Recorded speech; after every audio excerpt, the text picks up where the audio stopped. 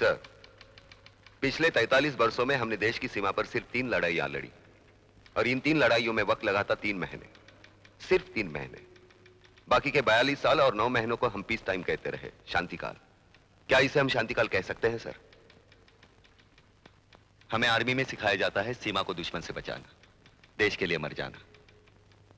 हमारे कुछ कर्तव्य हैं, मैंने उन्हीं का पालन किया है।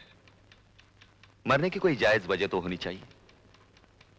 हमारे लिए वजह है देश। लेकिन देश का मतलब क्या है? सड़कें, इमारतें, खेत खलियान, नदियां, पहाड़, बस इतना है।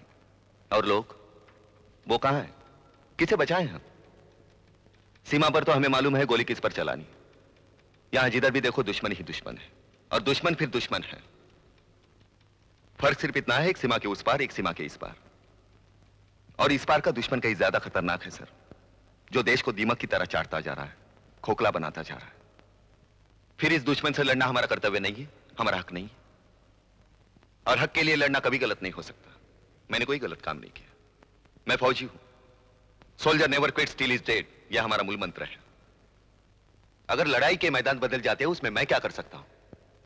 मैं समझता हूं आर्मी ट्रेनिंग हर एक के लिए कंपलसरी होनी चाहिए। कम से कम जिंदगी का 1 साल देश के लिए देना चाहिए, देना होगा। मुफ्त में मिली हुई आजादी की वजह से देश को बहुत सस्ता समझ रहे हैं आज के लोग।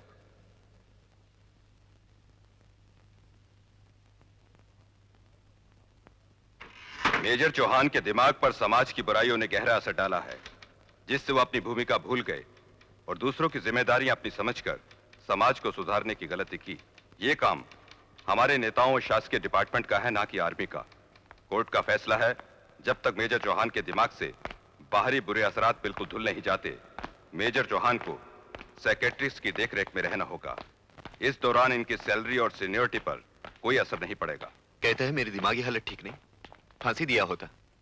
Am I insane, sir? Come on चाओ, क्यों फिक्र करते हो? अब तो सब ठीक हो गया। Come on. To watch more, log on to www.erosentertainment.com.